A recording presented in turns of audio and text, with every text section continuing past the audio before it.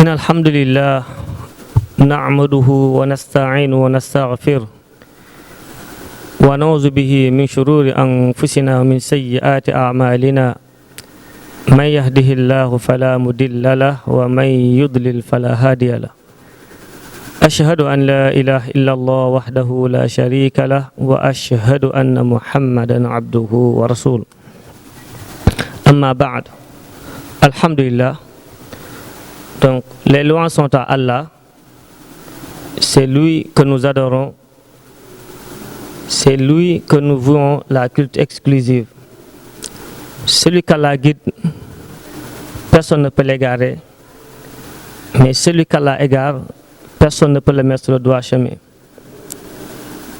Que la paix et le salut soient sur le sceau des prophètes Muhammad sallallahu alayhi wa sallam, sur sa famille, ses compagnons et tous ceux qui suivront sa voie jusqu'au jour dernier. Donc ceci est une synthèse d'une émission organisée par Sop Nabi sallallahu alayhi wa sallam, dont le thème portait sur la Tabaski. Donc émission qui a réuni d'éminents savants de Tambacounda.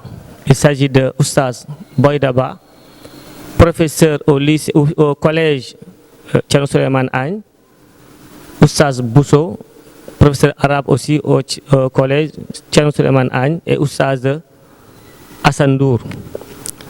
Le régulateur était Oustaz Faye.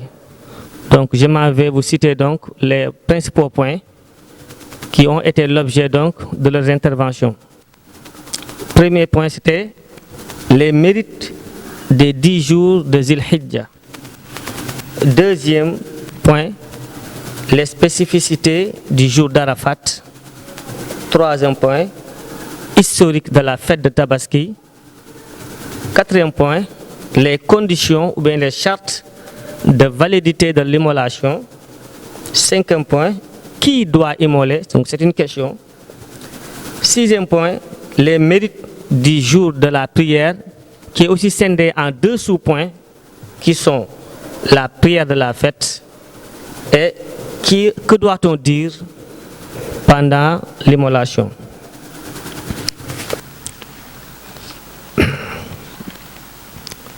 Donc pour les 10 derniers jours, Allah nous dit dans le Coran: A'udhu billahi minash shaitanir rajim. Bismillahir rahmanir rahim.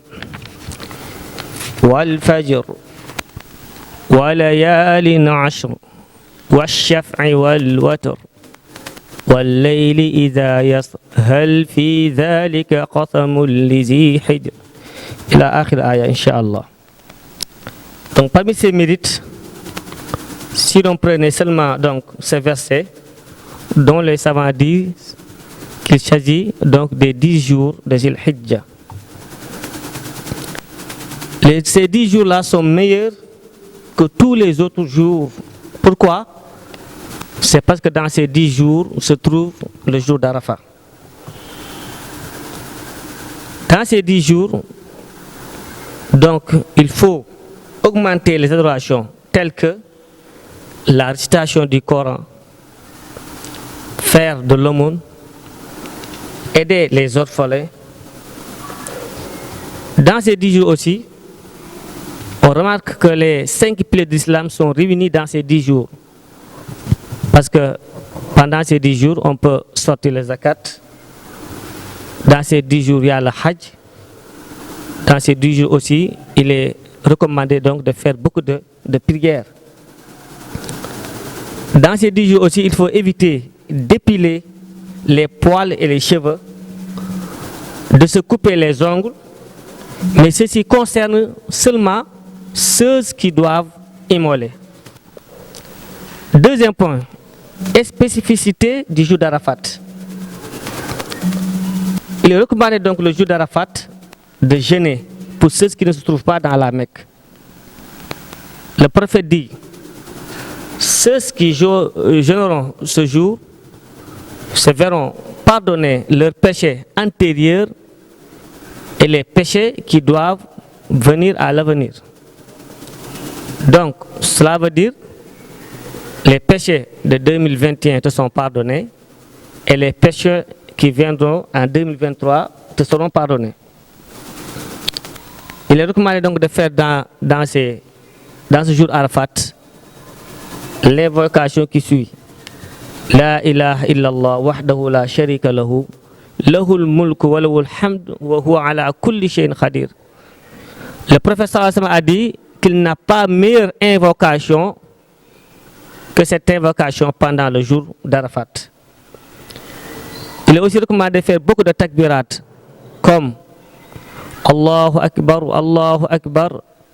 La ilaha illallah, Allahu Akbar, walillahi alhamd. Allahu Akbar kabira, walhamdulillahi kathira, wa subhanallahi bukratan wasila. Ou bien Allahu Akbar, La ilaha illallah, Allahu Akbar, walillahi alhamd. Allahu Akbar kabira, walhamdulillahi kathira, wa subhanallahi bukratan wa asila. Donc cette invocation, on doit le faire pendant le jour donc, de Arafat. Historique dit de la Tabaski. Donc l'histoire de la Tabaski remonte donc à l'ère de notre prophète et père Ibrahim. Un jour, il fit un rêve en train de d'immoler ou bien d'égorger son fils Ismaël. Il lui dit en ces termes: A'udhu billahi minash shaitanir rajim. Ya bunayya inni ara fil manami anni azbahuk fanzur madha tara. قال يا أبت افعل ما تؤمر ستجدني إن شاء الله من الصابرين. Donc Ibrahim appela son fils Ismaël et lui dit: Je t'ai vu en rêve en train de t'égorger. Qu'est-ce que tu en penses? Donc son fils lui dit: Ya abati if'al ma tu'mar. Mon père, fait ce qu'il t'est recommandé de faire. C'est-à-dire tu me trouveras certainement du nombre donc des patients. C'est-à-dire Inch'Allah min as-sabirin. Donc, qu'est-ce qu'on peut tirer de ce verset? 1. C'est que l'amour d'Ibrahim qu'il a envers son fils, quand il l'appela Ya Bunayya. Dans notre langue, Wolof, on peut dire que Ya Bunayya signifie Ya Bay Dom, Sama Dom. Donc, ça montre donc l'amour d'Ibrahim envers son fils. Mon fils, donc, ça montre donc l'amour qu'Ibrahim voue à son enfant Ismaël. Deuxième point, ou bien deuxième leçon tirée de ce verset, son fils était un savant parce que il sait que son père est un prophète et que le rêve des prophètes donc est une révélation. Troisième point, ou bien troisième leçon tirée de ce verset, la démocratie d'Ibrahim, parce qu'il pouvait égorger son fils sans lui demander son aval. Mais malgré cela, il a appelé et lui fait part donc, de ce qu'il a vu en rêve. Quatrième point, donc le rêve des prophètes est une révélation. Donc il faut préciser que ceci est réservé uniquement donc aux prophètes. Donc ceci donc c'est l'historique donc de la Tabaski. Donc Dieu a échangé Ismaïl par un bélier, comme Dieu l'a dit dans le Coran. Wa fadaynahu bizibhin azim. On remplace l'enfant donc par un bélier, un grand bélier. Quatrième point, les conditions de validité de l'immolation. Premièrement donc, le bélier doit être âgé au moins de 6 mois ou plus. Deuxième point, le bélier aussi doit être valide. Il ne doit pas être borgne ou bien aveugle. Il ne doit souffrir d'aucun handicap. Donc les cornes ne doivent pas être cassées. Donc tout ce qui est handicap, on doit l'éviter pour que l'immolation soit valide. Que faut-il de tuer de préférence? Un bélier ou un chameau? Chez les Malikites, on dit que c'est le bélier. Comme dit là dans le Coran, on a remplacé l'enfant par un bélier. Mais chez les Hanbalites, ils disent que c'est le chameau. Pourquoi? Parce que le prophète sallallahu alayhi wa sallam a dit dans un hadith, pour celui qui vient prier le jour du vendredi, celui qui vient dans les premières heures est comme s'il avait donné à aumône un chameau. Le deuxième, c'est comme s'il avait donné en aumône un bœuf. Et le troisième, un mouton. Donc, ceci montre que les handballites aussi ont un texte qui les permet donc de dire que c'est un chameau qui prévaut sur le mouton. Cinquième point, qui doit immoler? Le musulman. Donc, un non-musulman, s'il immole donc, c'est pas accepté d'Allah. Deuxième point, il doit être aussi un Saint-Esprit, parce qu'un malade mental, ou bien les malades mentaux, donc, sont exonérés donc, de cette immolation. Troisième point, celui qui a les moyens, donc un pauvre qui n'a pas les moyens, peut acheter de la viande s'il le peut. Qu'est-ce qu'on doit dire lors de l'immolation? Bismillah, Allahu Akbar, Allahumma haza laka wa minka. Allahumma haza laka wa minka. Donc, Bismillah, je commence par le nom d'Allah. Allahu Akbar, Allah est grand. Allahumma, ô mon Seigneur, haza laka.